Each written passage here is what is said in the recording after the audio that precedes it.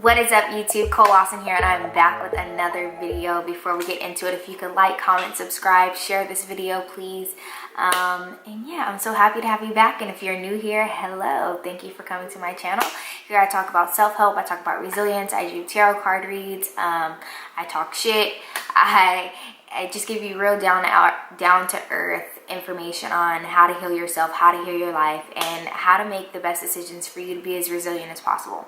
So let's get into it. Today I'm going to give you guys 7 of my top books to read if you're just starting your spiritual journey, or if you're looking to deepen your relationship with yourself, or if you're just looking to expand your awareness, expand your consciousness, any of the terminology you like to use. If you're just trying to get more tapped fuck in, okay, these 7 books are it. So the first 2 I'm going to give you guys I actually don't have with me because they're just that bomb that I keep gifting them to people. Like every time I get the book, I just give it away because they're just so bomb. So the very first one, I'm going to put it on the screen. And these aren't in any particular order by chance. My very first one is called The Untethered Soul by Michael Singer. You guys, this book changed my life. When I first stepped into like the spirituality realm, this is the very first book that I read, and I was just mind blown at some of the concepts that he uses in there, about like coming into awareness and just like learning to kind of just understand what's going on in your body, like more than just the 5 senses that we learned about in school. So that book, super bomb book. I highly recommend getting that book. The second book is Women Who Run with Wolves. You guys, if you're a woman, or honestly everybody needs to read it because everybody has feminine energy, whether it's heavy or lighter in your body chemistry. But Women Who Run with Wolves is such a great book. Like, I've read it 4 times. I'm not gonna lie to you guys, it is a very hard read. It was a difficult read for me. It wasn't easy. Y'all, I had to have my fucking dictionary with me, okay? Because I don't like not knowing the words, but yeah, it's a very hard read, but it's so great. The concepts in there just like make my heart melt, made me cry, you know, had me all in touch with myself, all in touch with my feelings and shit. But I'm telling you guys, Women Who Run with Wolves, that's another great book. That's the second one. Okay, so the other 5 I actually have here with me because I still have my copies, okay? I didn't get these away. So the other 5 books I have here with me, and I also kind of like highlighted one of my favorite passages from each of the books, so I can read that to you guys. So let's start with the first one. First one is going to be, oh, can you see this? I feel like it's too much light. It's too much light, but this is, okay, wait, no, it's too much light. But this is the 7 Spiritual Laws of Success by Deepak Chopra. 7 Spiritual Laws of Success by Deepak Chopra. Okay, and the part that I highlighted from this book says, you and I are essentially infinite choice makers. In every moment of our existence, we are that in a field of all possibilities, where we have access to an infinity of choices. Some of these choices are made consciously, while others are made unconsciously. But the best way to understand and maximize the use of karmic law is to become consciously aware of the choices we make in every moment. Whether you like it or not, everything is happening at this moment is a result of the choices you've made in the past. Unfortunately, a lot of us make choices unconsciously, and therefore we don't think they are our choices, and yet they are. If I were to insult you, you would most likely make the choice of being offended. If I were to pay you a compliment, you would most likely make the choice of being pleased or flattered. But think about it. It's all still a choice. I could offend you and I could insult you, and you could make the choice to not be offended. I could pay you a compliment and you could make the choice of not letting that flatter you either.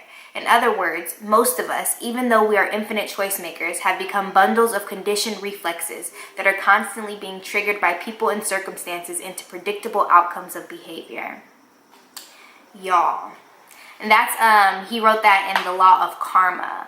And I resonate with that so much because when I first read this book, I was just thinking to myself, like, what do you mean some of the things like I didn't choose, like people just did me wrong, but like in all honesty, I chose not to have a solid boundary. I chose not to walk away when the fuck I needed to walk away. I chose to sometimes play tit for tat and to be petty back and to, you know, treat people the same way they treated me. We like to use that, oh, I'm gonna give you the same energy you're giving me, but what we forget is that the law of karma says how you treat somebody is how you're treating yourself. So just remember that when you get frustrated with people or when people trigger you and things like that, you let it get to you. However you treat them is your karma. How they treat you is yours, but how you treat them back is your karma. So that's why, like, anytime I see someone on the street, I give them money, or anytime somebody is going off on me or doing the most, I try and treat them with the most respect while still holding my boundary, because how you treat somebody else is going to come back to you. So in a sense, what you do to someone else is what you're also doing to yourself. That's why they say, like, if you lie to me, you're lying to yourself. Like, if you steal from me, you're stealing from yourself, because it's the law of karma. What goes around will come right back around. Okay? So let's get into the next one. That's my little spiel. So that was the 7 spiritual laws of success. Y'all, I know this light is like not doing me justice, but that's the 7 spiritual laws of success. So the next book we have is The 4 Agreements by Miguel Ruiz. The 4 Agreements. He also has a couple other books that are really, really great, but The 4 Agreements is one of the very first ones that I read when I was starting my spiritual journey. So yeah, super good book. I love it. I love all the agreements. So the 4 agreements are: be impeccable with your word. That means say what you mean and mean what you say. Do what the fuck you said you're gonna do. Not just for other people. Do what the fuck you said you're gonna do for yourself too, okay? Show up for you. Don't take anything personally, because, everybody's operating from their level of awareness, from the shit that they're going through and their lives. So don't take it personal, because most of the time the shit don't got nothing to do with you, but everything to do with what they got going on.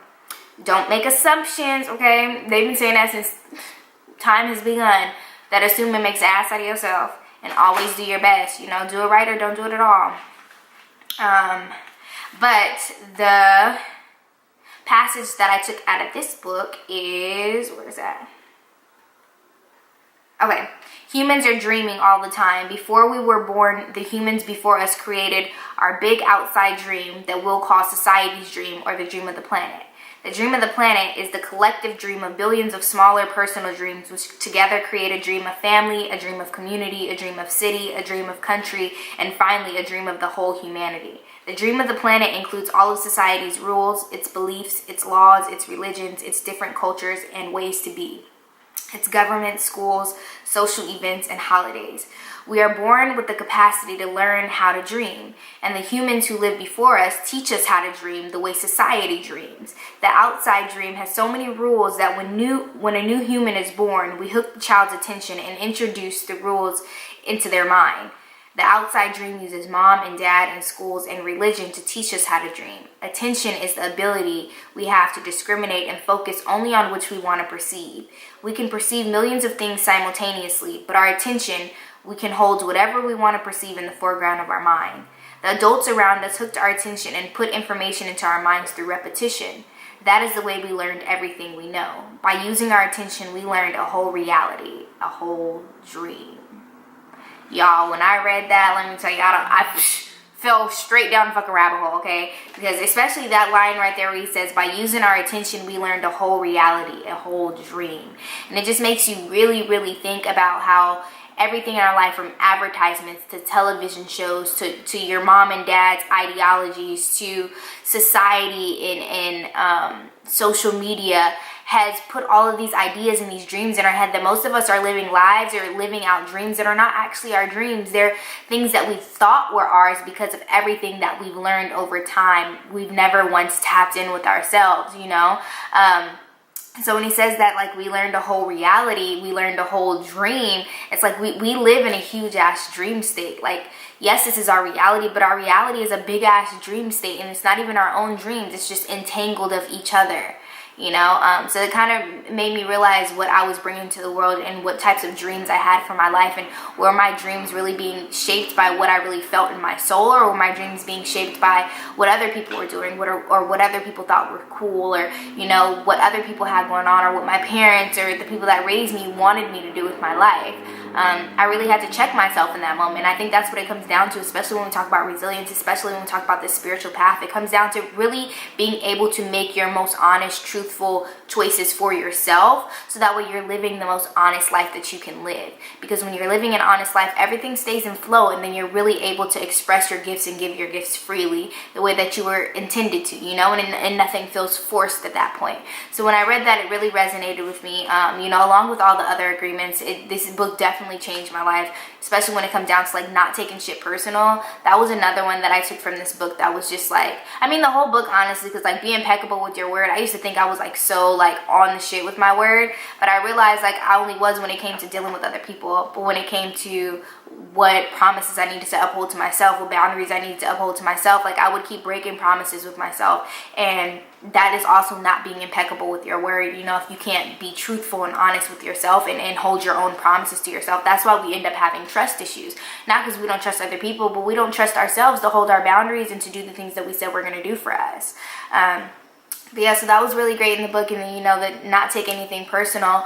It just reminds you, like, everyone is going through their own shit throughout the day. So even when people are projecting on you or people are triggered and they're going off on you, it's never because of you. It's always because of their thoughts and their feelings and what they have going on. So don't let that affect you, or don't let that, like, kind of, like, demean you or, you know, etch at your worth at all, because of what somebody else fucking got going on, okay?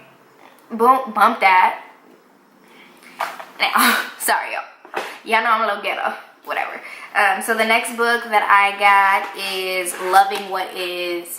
This is another really great book if you're trying to start to do the soul work, if you want to start to get out of your fucking ego, if you want to start to be real honest and real radically honest with yourself, and you tired of the fucking lies and you tired of the bullshit you telling yourself. Loving What Is such a great book because it helps you strip. It's like 4 questions she asks, and it really helps you strip yourself of all the fucking lies and the bullshit, because we get into these over dramatic states in our minds and we create these scenarios in our heads where we just over dramatize what's going on in our life. But the passage that I took out of here is doing the work on the body and addictions. Bodies don't think, care, or have any problem with themselves. They never beat themselves up or shame themselves. They simply try to keep themselves balanced and to heal themselves. They are entirely efficient, intelligent, kind, and resourceful. There's no thought, there's no problem. In the story we believe prior to investigation that leaves us, it's the story we believe prior to investigation that leaves us confused. My pain can't be my body's fault. I tell the story of my body, and because I haven't inquired, I believe that my body is the problem, and that if only this or that changed, I would be happy. The body is never our problem. Our problem is always the thought that we innocently believe. The work deals with our thinking, not the object that we think we're addicted to. There's no such thing as addiction to an object. There's only attachment to the uninvestigated concept arising in the moment. Whew. Y'all, did you hear her say it? Okay, look. Our body, that the pain we're feeling is not our body's fault. The way we feel about our body is not our fault. The problems are in your mind. The problems are being created in your mind. What story are you attaching to about the way you feel about not just your body, but your relationships and everything else in your life? What story are you attaching? Because the stories and the concepts that you're attaching to that you're not investigating further are what's causing you suffering. Okay, but the moment you start to question them and you start to take yourself into what reality really is, instead of like what your mind is creating, this fucking illusion, then you start to gain some clarity and you start to realize like, oh shit, this ain't really what I've been making it seem to be. Yeah, girl. That's a really good book. So the next book we have, one second, my camera's gonna die. Let me, Spiritual Journey is The Gift of Imperfection. It's a really good book, a book that I've come back to on several occasions. But yeah, this book really helped me let go of all the things that I tried to see as not perfect about myself, that like thinking that I have some type of flaws. And I know really when I digged into it, it was just because of the insecurities I had because of relationships that I've been in and because of my family relationships and things like that. But reading this book really did help me grasp a better sense of who I am and what I'm worth, and that my core worth has nothing to do with any of the things that I experience or any of the people that come and leave out of my life. Help me love me for me in my entirety, I guess I should say. So yeah, let's see.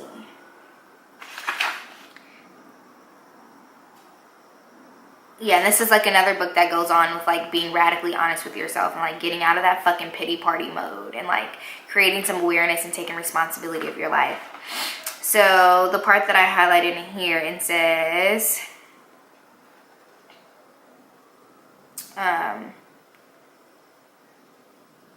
It's in our biology to trust what we see with our eyes. This makes living in the carefully edited, overproduced, and photoshopped world very dangerous. If we want to cultivate a resilient spirit and stop falling prey to comparing our ordinary lives with manufactured images, we need to know how to reality check what we see. We need to be able to ask and answer these questions. Is what I'm seeing real? Do these images convey real life or fantasy?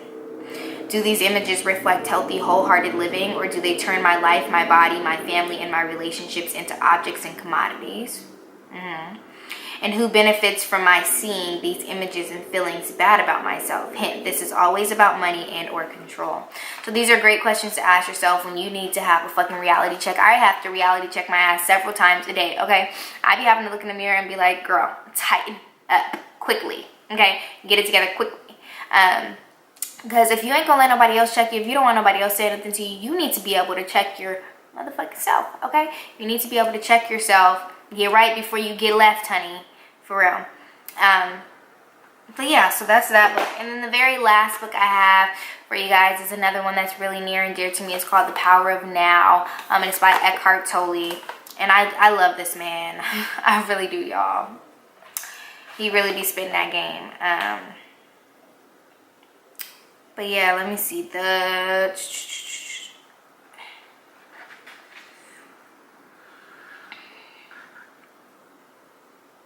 Okay, this is the part that I have highlighted out of here. It says, make your practice to withdraw attention from the past and the future whenever they are not needed. Step out of the time dimension as much as possible in everyday life. If you find it hard to enter the now directly, start by observing the habitual tendency of your mind to want to escape from the now. You will observe that the future is usually imagined as either better or worse than the present. If the imagined future is better, it gives you hope or pleasurable anticipation. If it is worse, it creates anxiety. Both are illusionary. Okay? They both illusion, shawty. Through self-observation, more presence comes into your life automatically. The moment you realize you are not present, you become present. Ooh. Whenever you're able to observe your mind, you're no longer trapped in it. Another factor has come in, something that is not of the mind. The witnessing of presence. Okay, be present as the watcher of your mind, of your thoughts and emotions, as well as your reactions in various situations.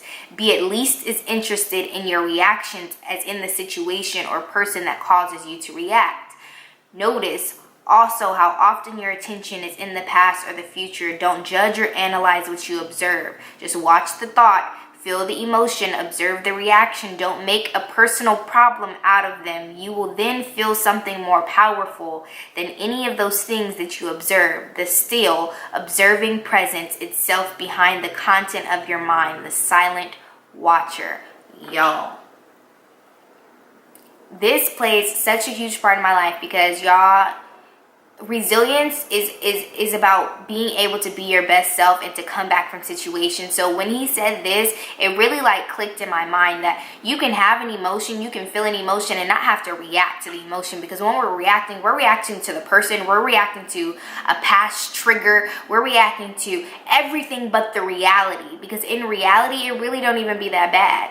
Okay, we need to be able to stay at peace within our inner state. That's not saying you can't be angry, or you can't be sad, or you can't do all the things, but your reaction was causing more turmoil in your life. Your reaction is what's causing all this extra karma in your life. Your reaction is what's taking you out of the now and pushing you to the past and pushing you to the future, and not allowing you to enjoy and experience these present moments constantly. Okay, and that's the problem, is we're so far out of the now. Even when I get on calls and I'm talking to clients and I'm talking to friends and things like that, we tend to always speak about the past and always speak about the future, which takes so much away from this present moment. And there's so much power in the right now, you guys, because the present, past, and future is all being created right now. So right now is the most important moment that you could ever have, and it's timeless. You cannot get it back. So it's very imperative that you become intentional with your thinking, you become intentional with your behaviors, you become intentional with your habits.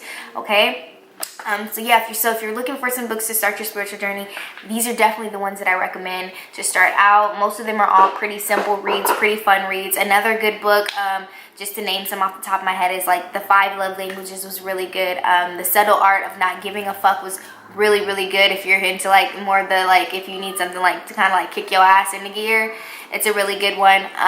But remember, all these self-help books and all these spirituality books don't mean anything if you aren't actually doing the work. You have to put in the work. You have to do the work. I cannot stress this enough, you guys. You have to do the work. I know spirituality seems cool and it looks cool because everyone's getting into it now and everyone's waking up, and we have this rise of consciousness and this rise of awareness, this expansion of awareness, but it doesn't mean anything if you actually aren't going to do the work and be a good human, okay? And be a good human for you and live your best life and tap into your soul's purpose and love each other and build community and love on one another and uplift one another and knock off all the pettiness and forgive and let go of the grudges and really try and live and express yourself as the most truthful, honest, fullest version of you.